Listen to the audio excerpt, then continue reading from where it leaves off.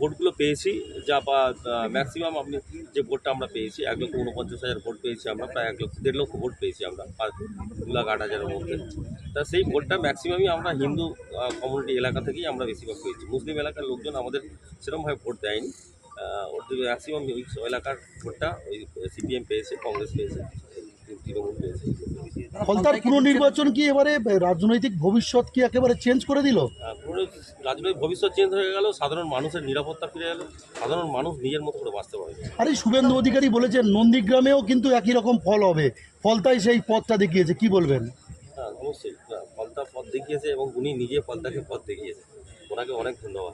মাটিগাড়া নকশালবাড়ির যে রেকর্ড ছিল সেই রেকর্ড তো ফলতা ভেঙে দিল।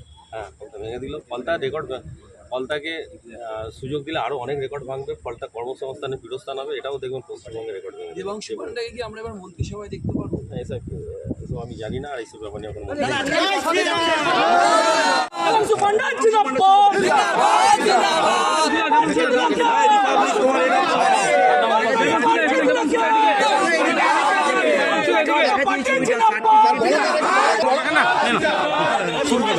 দাদা কি বলবেন এই জয় কি নিয়ে, কি বলবেন?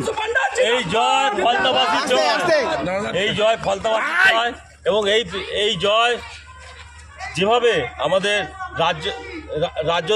রাজ্য সভাপতি সম্মানীয় শ্রমিক ভট্টাচার্য মহাশয় এবং আমাদের সম্মানীয় মুখ্যমন্ত্রী যেভাবে এই ফলতায় এসে এই রোদে জনসভা করেছেন, র্যালি করেছেন, এবং পার্টির 5 জন বিধায়ক এবং আমাদের রাজ্যের সাধারণ সম্পাদক জ্যোতির্ময় সিং মাহাতো এবং আমাদের সংগঠন সম্পাদক অমিতাভ চক্রবর্তী যেভাবে এই ফলতা নিয়ে যেভাবে মানে প্ল্যান প্রোগ্রাম করেছেন এবং যেভাবে পরিশ্রম করেছেন, সবাইকে আমার আন্তরিক অভিনন্দন, দাদা প্রণাম জানাই।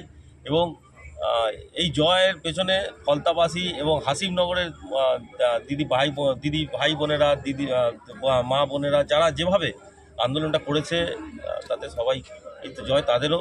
আমরা সবাইকে অভিনন্দন জানাচ্ছি, ফলতাবাসীকে বিশেষ করে অভিনন্দন জানাচ্ছি। ভারত মাতা কি জয়। কত ভোটে লিড করলেন? কত ভোটে 1,09,666 ভোটে। কিছুটা আবেগপ্রবণ হয়ে পড়ছেন আজকে, আবেগপ্রবণ হয়ে পড়ছেন। ছবিটা করতে দেব একটু। এজেন্ট এবং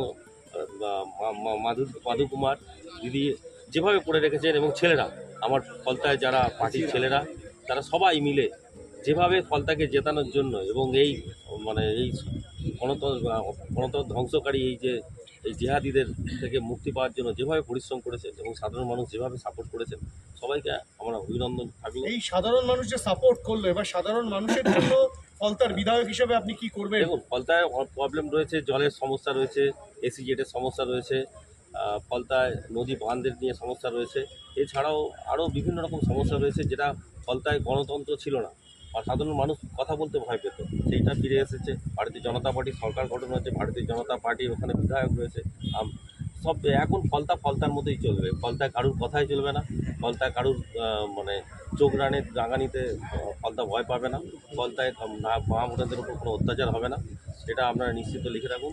আর যারা এই অত্যাচার করবে বা যারা চোখ রাঙাবে তাদের উপযুক্ত ব্যবস্থা করবে। প্রচুর ইন্ডাস্ট্রি বন্ধ হয়ে গেছে, সেক্ষেত্রে আমরা ভারতীয় জনতা পার্টির পক্ষ থেকে আমরা যত তাড়াতাড়ি সম্ভব এই নিয়ে পদক্ষেপ নেব। মডেল ভ্যানিশ বলছেন তাহলে? মডেল ফডেল কিছু নেই, এগুলো এই 10-15 বছর ধরে সাধারণ মানুষ ভোট দিতে পারেনি, যার জন্য এরকম মডেল ফডেল গড়ে উঠেছিল। এখন মানুষ ভোট দিয়েছে, মডেল ভেঙে চুরমার হয়ে গেছে। এই যে অভিষেক ব্যানার্জি এসে বলেছিল মাছ বিক্রি করাবে,